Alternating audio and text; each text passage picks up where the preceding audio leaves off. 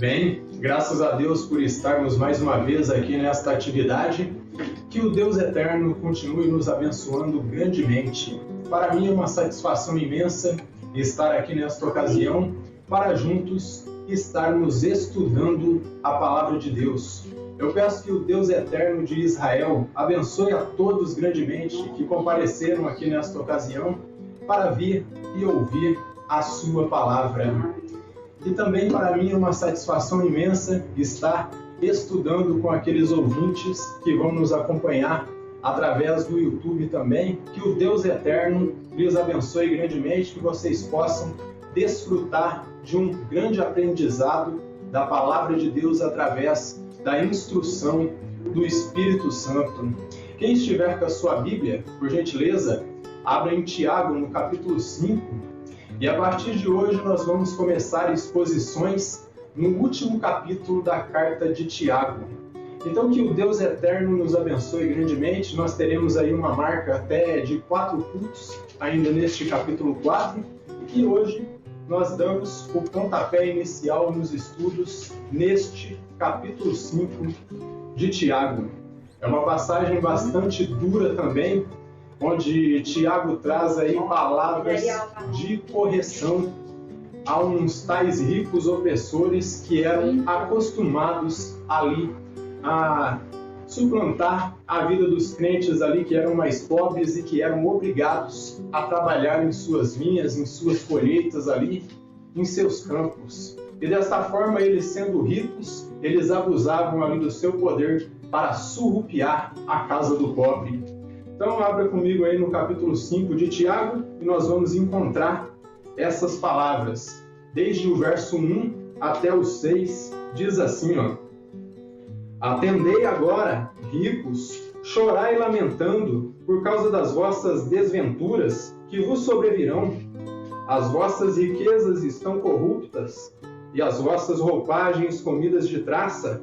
O vosso ouro e a vossa prata foram gastos de ferrugens, e a sua ferrugem há de ser por testemunho contra vós mesmos, e há de devorar como fogo as vossas carnes. Tesouros acumulastes nos últimos dias.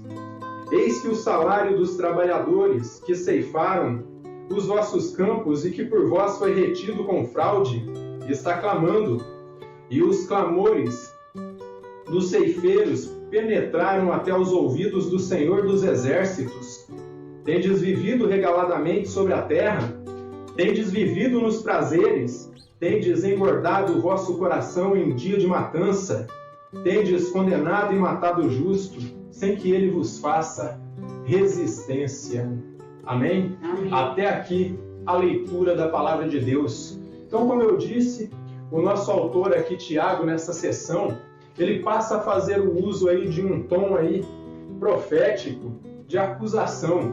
Esse tom profético era costumeiramente usado aí pelos profetas do Velho Testamento, tais como Jeremias, Ezequiel, Isaías e Oséias.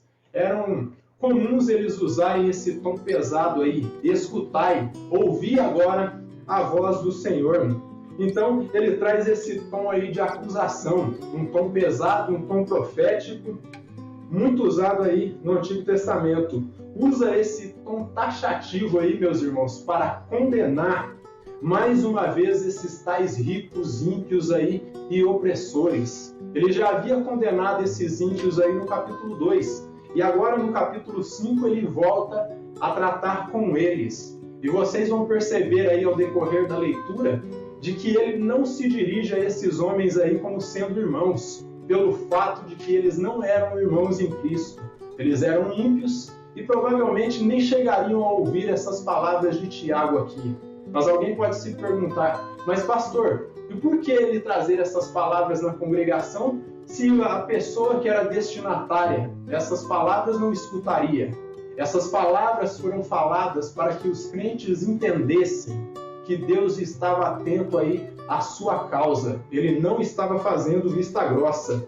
Então, ele usa esse tom taxativo para condenar mais uma vez esses tais ricos ímpios aí, opressores, e os seus pecados cruéis. E por que eu falo pecados cruéis? Porque quando vocês observaram aí a leitura, vocês viram aí no verso 3, deixa-me ver se é isso mesmo, aí no verso 4 que eles retiam o salário aí dos trabalhadores. E o verbo grego aí que foi traduzido como reter, ele está num tempo, meus irmãos, que significa que de nenhum modo, nunca essas pessoas iam receber o seu salário. E por isso que ele diz que eles estavam cometendo um ato aí que era desumano, era um ato cruel. Então, ele condena os pecados cruéis, e como eu disse, eu digo cruel, porque eles retinham o salário dos trabalhadores que exerciam a mão de obra ali nos seus campos. E como eu disse, o verbo grego aí que foi traduzido como reter está em um tempo que significa que eles jamais, que eles nunca iam receber o seu salário. E vamos seguindo aqui. E isso é o mesmo que derramar sangue. Mais à frente nós vamos ouvir uma citação aí de Moody, e ele fala algo neste sentido. Então, você reter o salário de alguém que trabalhou para você, deu o seu suor, diante de Deus é o mesmo que você tirar a vida dele. E eu já vou explicar por quê. Então, devido ao fato de que quando você priva alguém de receber o seu ganha-pão, você está matando essa pessoa de forma indireta. E por que indireta? E não bastava aí eles estarem roubando o salário dessas pessoas, eles tinham aí uma vida que era uma vida vivida abastada, aí de muito desperdício, ao ponto de Tiago dizer que eles estavam engordando aí feito bois no pasto. De tanto que eles roubavam e estavam ali armazenando tesouros ali e engordando, mal sabendo que esses tesouros, que esses bens que eles estavam armazenando ali, iriam no futuro próximo, no juízo final, servir de condenação para eles. Não ia ter nenhum valor ali legal diante do tribunal de Cristo. Então, ao ponto de dizer que eles estavam engordando feito bois no pasto, mal sabendo que o que eles estavam acumulando de bens era para a sua própria condenação, pois o que eles tinham adquirido, como eu disse, era ilegal. Tudo aquilo que eles tinham armazenado de ouro, de prata, de vestes ali, de grãos, tudo era roubado. E desta forma, Tiago está condenando eles ali, dizendo, ó, vocês estão ricos desta forma aí, porque vocês estão roubando o povo de Deus. Vocês estão tirando o sangue deles e tirando o pão da boca do faminto. E é por isso que vocês vão morrer. É por causa disso que a mão do juízo divino vai cair sobre vocês, porque vocês são pecadores, vocês são mesquinhos e vocês não têm amor pelo próximo. E ele está condenando aí com esse tom aí duro, como eu disse. Então, os bens que eles tinham adquirido eram de forma ilegal. Como dito, eles roubavam os salários dos trabalhadores e ali se regalavam, enchiam a sua barriga, faziam festas e desperdiçavam tudo, enquanto ali os seus trabalhadores estavam morrendo à míngua, porque eles tiravam o ganha-pão ali daquelas pessoas. E Tiago, com esse tom, está demonstrando, ó, você está mexendo com esse povo aí que você mexe, são um povo eleito, foi escolhido por mim desde antes da fundação do mundo. Vocês acham que vocês vão ficar impunes ao estar roubando aí o alimento cotidiano deles? Vocês não sabem o que esperam a vocês. E isso é uma mensagem tremenda também para os ricos de hoje, para que eles não sejam mesquinhos também. Então, eles se regalavam, desperdiçavam tudo o que eles ganhavam ali, roubando do pobre, enquanto o pobre ali, o filho de Deus, o cristão, que trabalhava para eles, estava morrendo à míngua. O doutor Hernandes Dias Lopes, ao comentar aqui esta seção de Tiago, ele diz assim, ó, já é uma coisa condenável adquirir riquezas de forma ilegal, imoral e pecaminosa, mas maior delito é usar essas riquezas de forma também pecaminosa, porque eles adquiriam de forma ilegal, já era um pecado aí cruel, porque estavam surrupiando a casa do pobre. Só que eles também usavam tudo aquilo de bens materiais que eles armazenavam para fazer festas, para fazer orgias, embriaguez e ali todo tipo de perversão. Então eles estavam usando de modo pecaminoso também. E era isso que eles estavam fazendo. Tudo que a Bíblia condenava. Por isso o tom duro aí de condenação. Por isso esse tom duro aí de condenação de Tiago. E nós encontramos esse tom duro de condenação nos primeiros versos aqui já, ó. Repitam comigo aqui, ó. Atendei, escutai agora, ricos, chorai lamentando por causa das vossas desventuras que vos sobrevirão. Então Tiago já está alertando aqui, ó. Em vez de vocês estarem sorrindo aí, fazendo festa, vocês têm que chorar, vocês têm que se lamentar, porque está vindo desgraça sobre a vida de vocês. Aqui a nossa versão de tradução da Bíblia, que é a Almeida Revista Atualizada, traduziu como desventuras que vos sobrevirão. Mas o verbo grego aí emprega uma palavra mais dura, que é a desgraça, que é a calamidade que vai cair sobre eles. Então era isso que Tiago estava salientando aqui, ó. E ele diz mais, ó, as vossas riquezas estão corruptas, as vossas roupagens comidas de traça, e o vosso ouro e a vossa prata foram gastos de ferrugem, e a sua ferrugem há de ser por testemunho contra vós mesmos, e há de devorar como fogo as vossas carnes, tesouros acumulastes nos últimos dias. E quando Tiago declara essa última parte aqui do verso 3 que nós lemos aí, que tesouros eles acumularam nos últimos dias, estava dizendo o total desprezo que eles tinham com relação à segunda vinda do Senhor. Porque Tiago estava dizendo aqui que eles nos últimos dias, esses dias que se preparavam aí para a chegada do grande rei, em vez deles se lamentarem, estarem se humilhando na presença de Deus e pedindo perdão, eles mais se banqueteavam com dinheiro roubado, com dinheiro sujo, faziam suas festas e se esqueciam do próximo. Então Tiago está falando, ó, vocês estão desprezando, não é só o ensino bíblico, vocês estão desprezando a Deus. E ele disse que retornaria. E ali no primeiro século, meus irmãos, o pensamento da cabeça dos nossos irmãos ali é que Jesus Cristo voltaria de forma iminente. E o que eu quero dizer com isso? Que ele voltaria logo, que era breve, que era naquele momento que iria vir. Então era necessário estar se preparando, porque eles estavam com esse pensamento. Só que os ricos não. Eram pagãos, eram dissimulados e só se preocupavam com o seu ventre. O mesmo que Paulo condena em suas cartas e diz lá que o Deus deles é o ventre. Eles não se preocupam com nada, eles estão preocupados só em viver essa vida pecaminosa. Mais nada. E por isso Tiago os condena. Então nosso autor, ele chama a atenção desses ricos opressores aí e egoístas, e mais uma vez ele aí contra-ataca esse caráter corrupto e egoísta deles aí. Corrupto porque roubavam do próximo, roubavam daquele que mais precisava.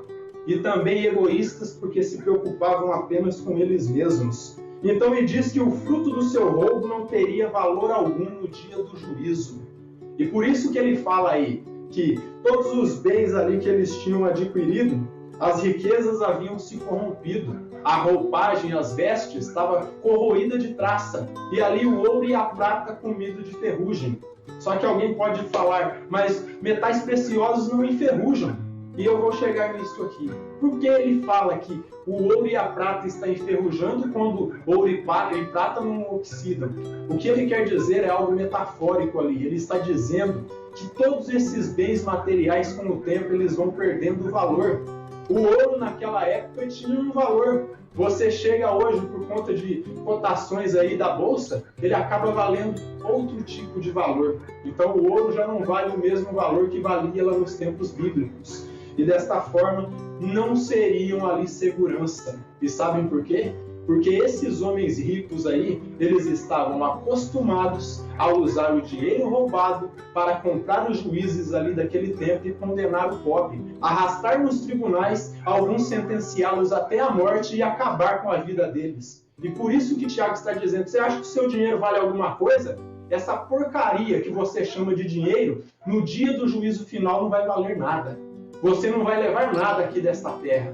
Então é necessário crer em Cristo, não no dinheiro, pois o amor ao dinheiro é a raiz de toda espécie de males. O dinheiro em si não é mal, ele te ajuda em muitas coisas, mas você pegar amor a ele e transformar ele num Deus, isso aí é pecado. Isso aí é um grande pecado diante de Deus e é idolatria. Ele deve ser o seu empregado, o dinheiro, não o seu patrão. Guardem isso no coração de vocês.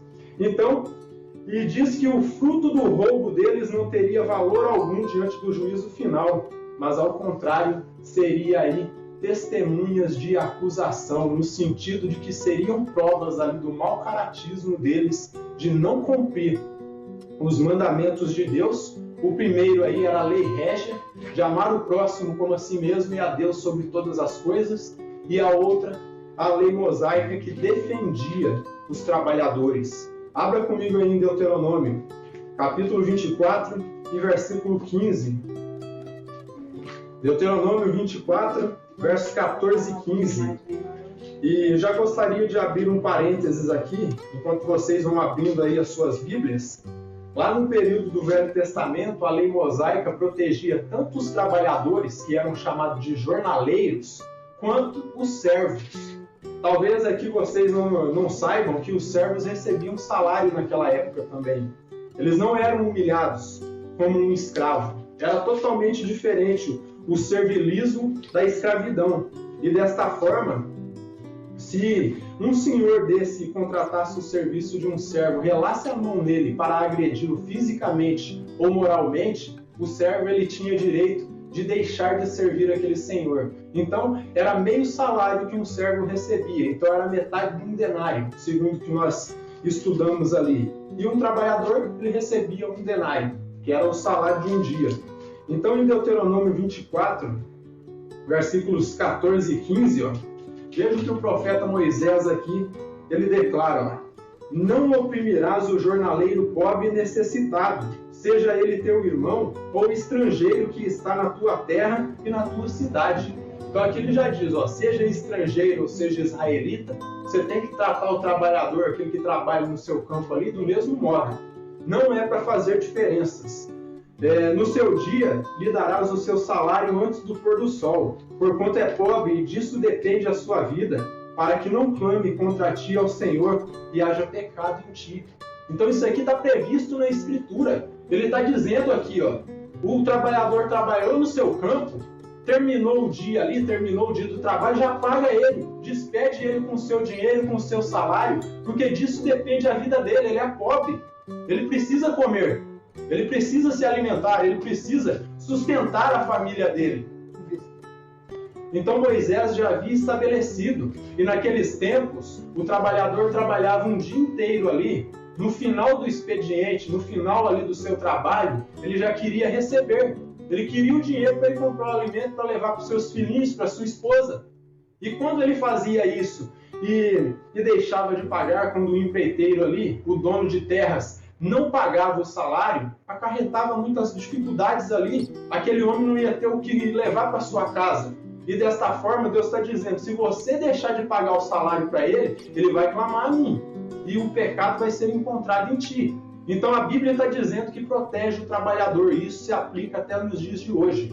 O empregador que se recusa a pagar o salário de um servo de Deus ou de qualquer ser humano, que isso é ilegítimo, ele terá que prestar contas diante de Deus. E lá em Levítico 19:13, nós vamos encontrar algo mais aqui, em Levítico 19, versículo 13. Um pouquinho mais atrás, nós encontramos aí, na lei mosaica. Então, em Levítico 19:13, diz o seguinte aqui, mais uma vez a Bíblia defendendo a causa do trabalhador. Então, diz assim, em Levítico 19 e versículo 13. Ele vai falar quase a mesma coisa que falou no versículo da frente ali de Deuteronômio. Não oprimirás o teu próximo, nem roubarás a paga do jornaleiro, não ficará contigo até pela manhã. Então ele disse a mesma coisa aqui, terminou o dia de trabalho, paga o cidadão. Ele precisa do seu sustento. Não vai reter o salário dele e ficar com o salário dele até o outro dia. Ele trabalhou e já quer receber na hora. E era assim que funcionava nos tempos bíblicos. O cidadão trabalhou, ele estava no intuito ali de ganhar o seu sustento, e no fim do dia ele já estava pronto para receber. E nos nossos dias nós trabalhamos aí às vezes 29 dias no mês, 30 dias no mês, chega naquele primeiro dia do mês nós queremos receber também. Nós queremos o nosso sustento. E desta forma continua se aplicando hoje, só que em vez de ser no mesmo dia, no final do mês. Então desta forma, todos são dignos de receber o seu salário. O próprio Jesus ele falou que digno é o obreiro, digno é o trabalhador do seu salário. Então ele trabalhou, ele quer receber. Então, nesse sentido, Tiago traz palavras aqui que são de conforto para esses cristãos que estavam sendo oprimidos ali. Porque talvez o pensamento que estava na cabeça deles é: nós estamos trabalhando, nós estamos sofrendo, não estamos recebendo nada, estamos passando necessidade. E Cristo, o que faz por nós? Então Tiago está dizendo, ele está atento. Preste atenção no que eu estou dizendo. Então, nesse sentido, Tiago traz palavras de conforto aos crentes, dizendo que Deus estava atento à causa deles. Era o mesmo que o Espírito Santo estivesse dizendo pelos lábios de Tiago: eu estou atento ao seu sofrimento, fique em paz. Esses ricos vão receber o que eles merecem. E desta forma, vocês veem o juízo de condenação já caindo sobre eles em forma de palavra, porque em nenhum momento vocês encontraram Tiago chamando eles a arrependimento, porque eles já haviam se corrompido. Então, desta forma, não havia espaço para arrependimento do pecado deles. Então, por isso que o juízo é de condenação. E Tiago diz: a desgraça vai vir sobre vocês. Vocês acham que isso vai ficar impune? Não vai. Então, Deus estava atento à causa deles. Os ricos aqui citados, como eu disse, talvez nunca chegaram a ouvir as palavras de Tiago. Só que quem precisava ouvir essas palavras era quem estava ali dentro da congregação. E por isso ele usa de retórica. Os que precisavam ouvir essas palavras não estavam presentes porque eram corruptos, eram pagãos e eram ímpios. E desta forma não estavam dentro da congregação. Mas aqueles que estavam ali junto com Tiago e aqueles que posteriormente leram a carta, entenderam: eu posso sofrer aqui, mas o meu Deus está de olho. Pode parecer que as coisas estão se tornando difíceis. O meu patrão está me oprimindo, está me humilhando, está me tratando como um lixo. Mas a seu tempo vai vir o pagamento dele. Então, eles nunca chegaram a ouvir essas palavras, devido ao fato de eles serem ímpios, como eu já falei. Mas quem tinha que ouvir eram os cristãos oprimidos, sabendo que a humilhação deles não ficaria impune. A Bíblia falava disso. Abre aí Provérbios, capítulo 22, versículos 22 e 23. Nós vamos encontrar o rei Salomão falando a respeito disso. E eu acredito que todos aqueles que serviam ali na corte do rei Salomão tinham os seus salários pagos em dia, porque ele era um homem de Deus, era um homem temente a Deus e por isso escreveu essas palavras. Então abra aí em Provérbios capítulo 22, versículos 22 e 23. Então foi por isso que Salomão escreveu o que escreveu, porque ele era um homem de Deus e conhecia os mandamentos de Deus. Então em Provérbios capítulo 22, versículos 22 e 23. Está previsto aqui mais uma vez. Nós ouvimos aí no início da Bíblia, ali nos 5 primeiros livros da Bíblia, no Pentateuco, Deus falando que ele está atento à causa do pobre e do trabalhador. E agora nós estamos no meio da Bíblia. E depois, na sequência da Bíblia, nós encontramos Tiago repetindo isso aí. Então, é uma ordem dada por Deus. Tome cuidado, aqueles que são empregadores, aqueles que estão contratando pessoas. Nunca deixem de pagar os seus funcionários. Aconteça o que aconteça. Está com dívidas, não tem dinheiro para pagar, vende ali um bem, mas paga o salário do seu funcionário, porque Deus vai cobrar. Então diz aqui, Provérbios 22, versículos 22 e 23. Não roubes ao pobre, porque é pobre, nem oprimas em juízo ao aflito, porque o Senhor defenderá a causa deles e tirará a vida aos que os despojam. Então essa escritura aqui, meus irmãos, de Provérbios 22, se cumpriu aqui nesses ricos, porque Deus disse aqui por meio de Salomão, que aqueles que surrupiassem o pobre e tirassem o sustento deles, Deus iria tirar a vida deles e acabar com eles. Então é necessário cumprirmos os mandamentos do Senhor. E nós chegamos aqui ao verso 4, e vem mais condenação ainda. Nós vimos a condenação que veio a partir das riquezas.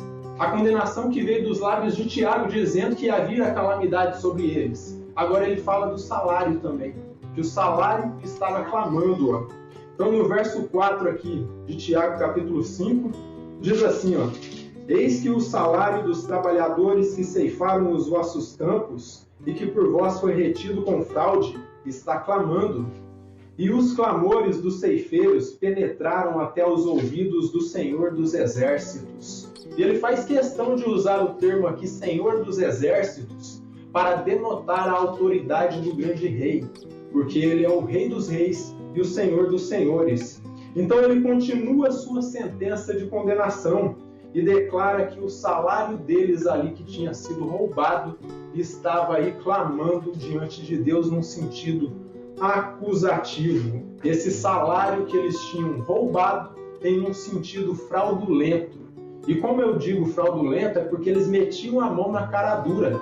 O empregado trabalhou o dia inteiro ali, suou no campo dele e ele não dava o valor devido, que era 1 denário. Não pagava o sustento que ele merecia. Então esse salário estava clamando num sentido acusativo. E que a acusação desse salário que estava clamando, parecido com o sangue de Abel, quando Caim matou ele lá em Gênesis capítulo 4, tinha chegado aos ouvidos do Senhor. Então, diante de Deus, o que esses homens ricos estavam cometendo ali era assassinato. Eles estavam acabando com a vida desses irmãos ali. E mais uma vez ele esclarece que esse pecado jamais ficaria impune. Porque como vocês ouviram aí por Moisés e por Salomão, Deus toma a causa dos seus filhos, sim ou não, e daqueles que são oprimidos, Deus toma a causa deles. Então não adianta o homem oprimir o seu próximo, porque Deus está de olho em tudo. E ainda que pareça que nós estamos sofrendo muito, Deus está olhando.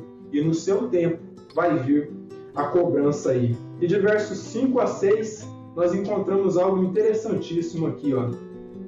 Tendes vivido regaladamente sobre a terra, tendes vivido nos prazeres, tendes engordado o vosso coração em dia de matança, tendes condenado e matado o justo, sem que ele vos faça resistência. Então, primeiramente, o que Tiago faz aqui nos versos 5 e 6, ele vem salientando que eles estavam fazendo uso de posses, como eu disse, que eles haviam adquirido ilegalmente.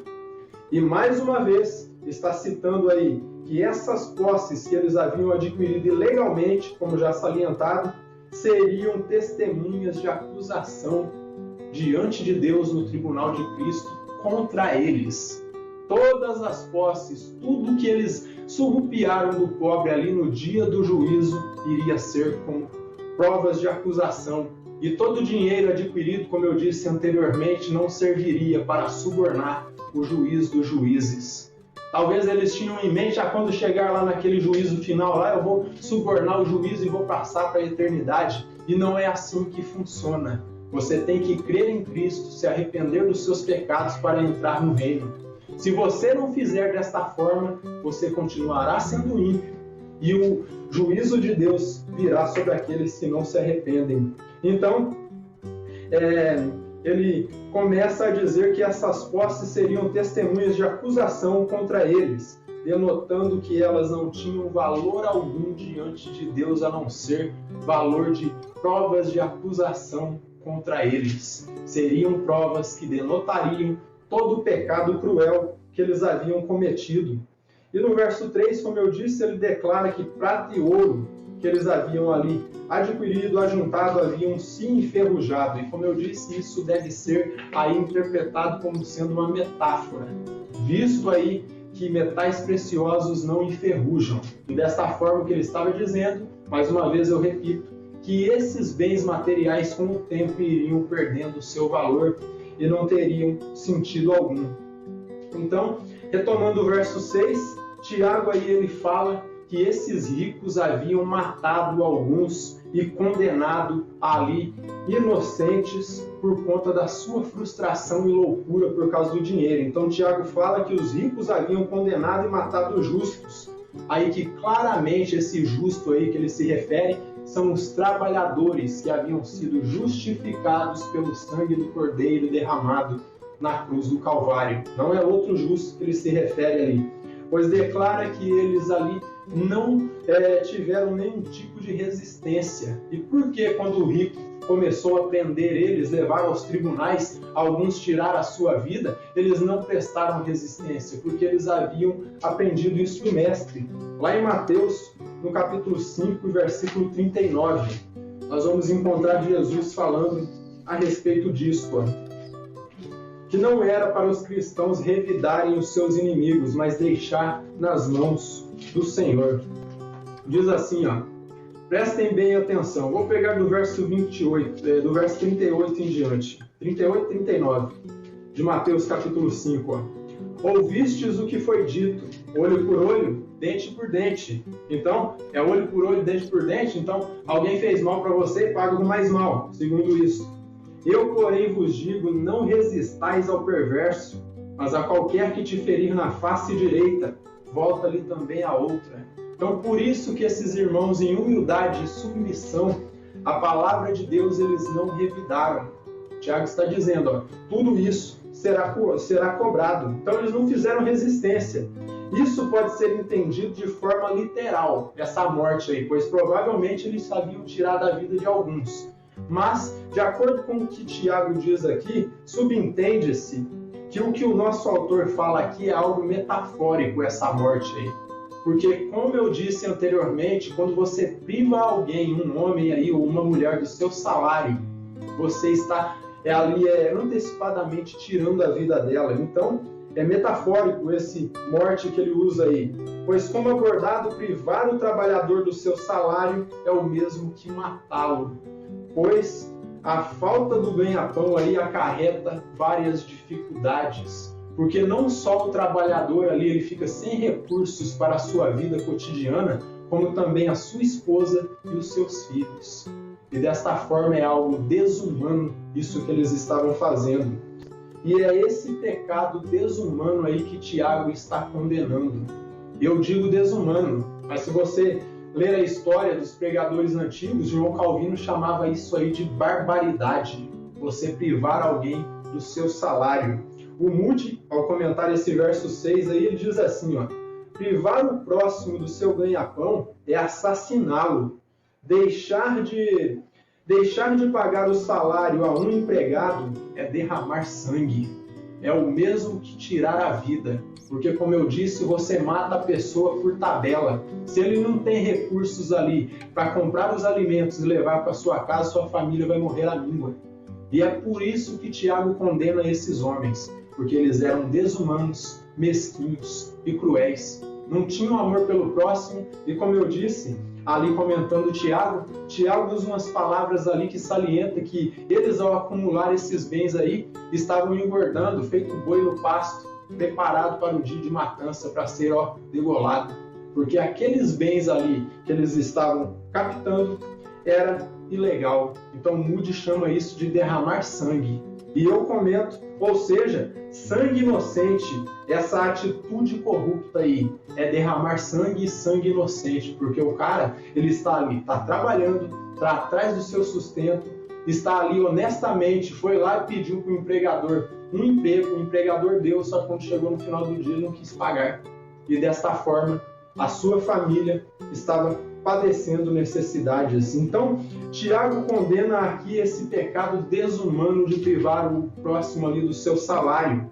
Pecado, meus irmãos, não é ser rico. Sabe o que é pecado? Pecado é ser rico e ser mesquinho, como esses homens aqui. Eles eram ricos, mas o pecado deles não era em si ser ricos. O pecado era serem ricos e mesquinhos. Então, o dinheiro, como eu disse, ele tem que ser o nosso empregado, não o nosso patrão. E desta forma, se o dinheiro é nosso empregado, nós temos a capacidade de usá-lo para o bem, para ajudar o necessitado, ajudar aquele que mais precisa e armazenar aquilo que é suficiente, não mais como eles ali. Então, com isso, eu posso concluir com algumas aplicações aqui ao nosso texto.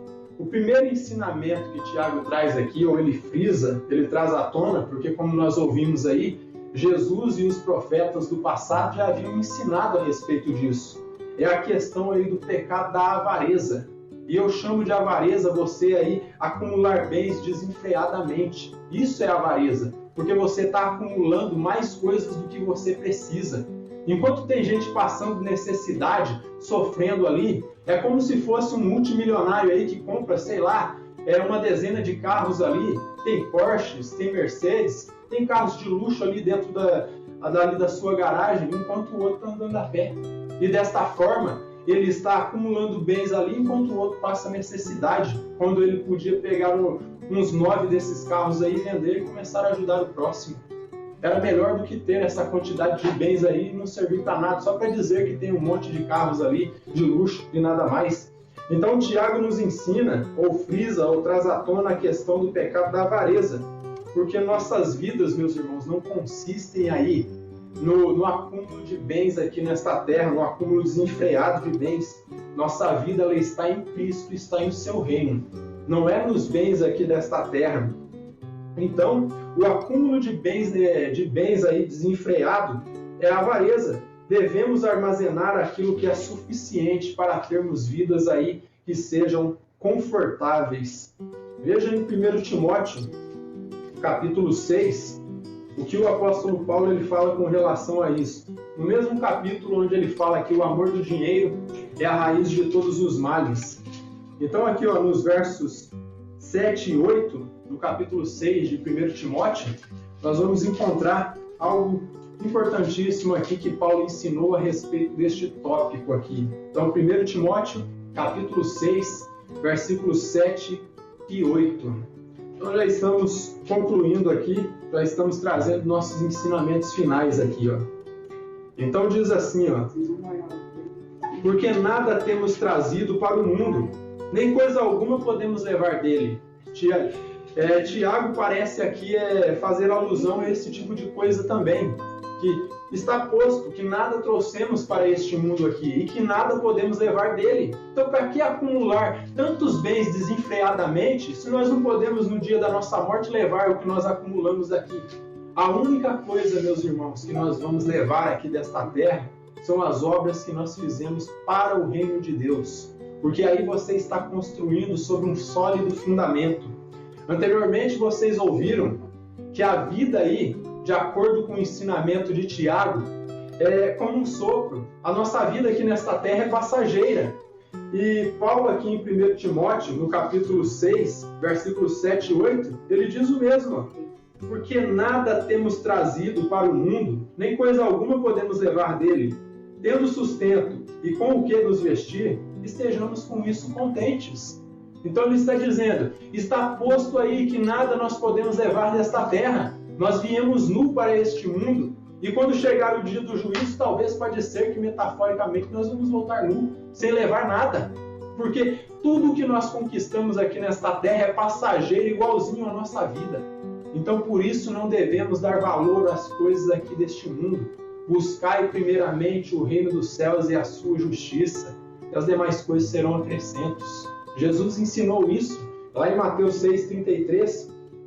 Então, ou seja, vida sem falta de nada. Então, tendo sustento e com o que se vestir, esteja com isso contente. Então, é uma vida sem falta de nada, com sobra, que dá para ajudar o nosso próximo, e assim nós vamos ser abençoados por Deus.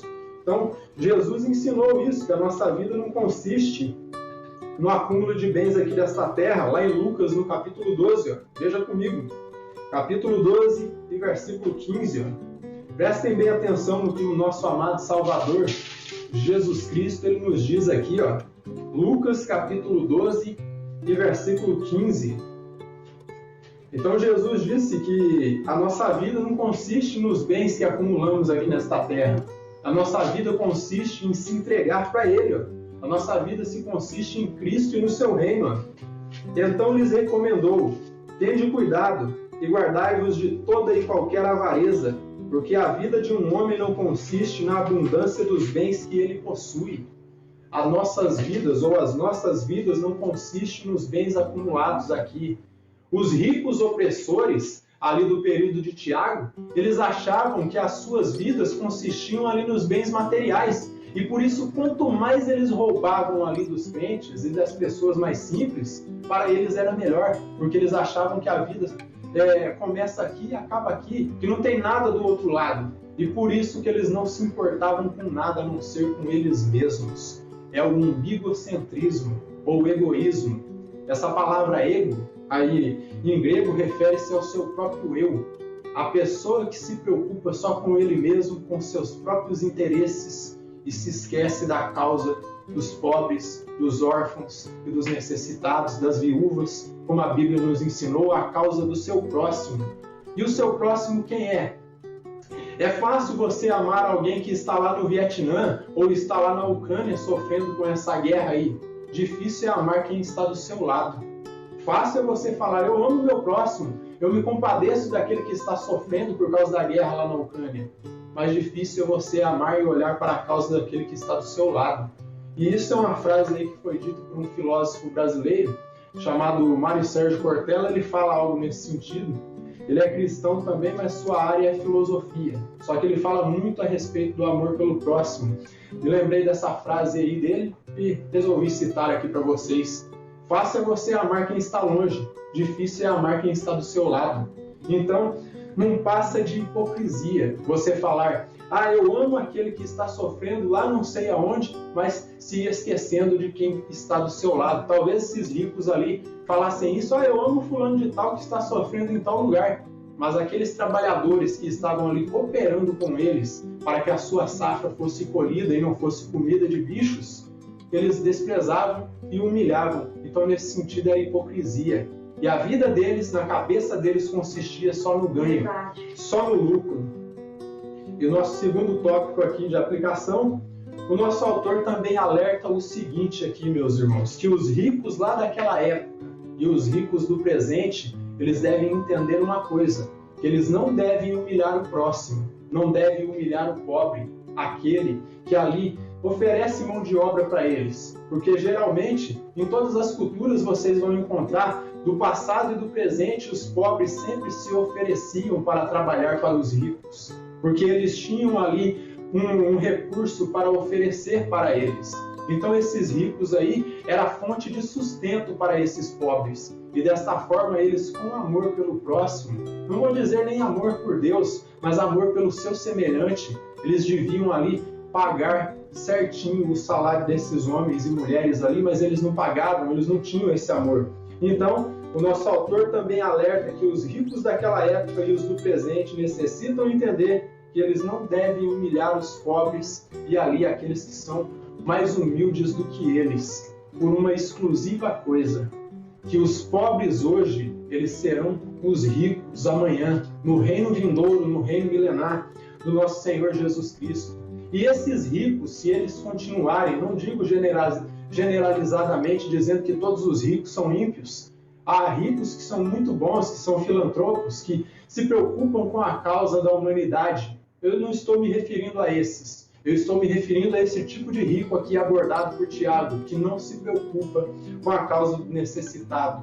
Se eles não se arrependerem, ali eles serão os pobres no futuro, porque perderão todos os direitos. Então, se eles se manterem ímpios, amanhã serão pobres. Deste modo, classe social aqui nesta terra, meus irmãos, nesta vida, elas não querem dizer nada, não fazem sentido nenhum. Isso aí foi criado aí por questões políticas e nós não devemos nos preocupar muito com essa questão de classe social, porque tanto o rico quanto o pobre necessitam de redenção. Se não aceitar a Cristo, ambos vão para o fogo do inferno. É difícil falar essas palavras, mas é a realidade. Tanto o rico quanto o pobre necessita de redenção, necessita de arrependimento. E o que define o futuro eterno de ambos é a sua atitude diante do Senhor, se crê ou se torna incrédulo. Se tornar incrédulo e continuar sendo ímpio, o seu futuro vai ser uma lástima. Vai ser o futuro igual desses ricos aqui condenados por Tiago. Vai ser uma desgraça, vai ser uma calamidade. Então é necessário arrependimento e entender que Cristo ele ainda continua chamando os seus. Ele continua chamando e recolhendo os seus eleitos. Mas é tempo de frisarmos isso, de que um dia a porta da misericórdia vai se fechar.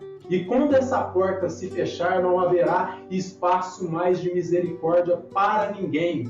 Então aquele rico que é ímpio deve se arrepender, e o pobre que é ímpio também, que é reclamão, que murmura, que está sendo ali incrédulo, está reclamando e sendo mal agradecido diante de Deus, ele deve se arrepender também. Porque se não se arrepender, eu sinto dizer, meus irmãos, estes aqui presentes e aqueles que futuramente vão nos ouvir. Se você não se arrepender dos seus pecados, você vai queimar no fogo do inferno. É necessário arrependimento.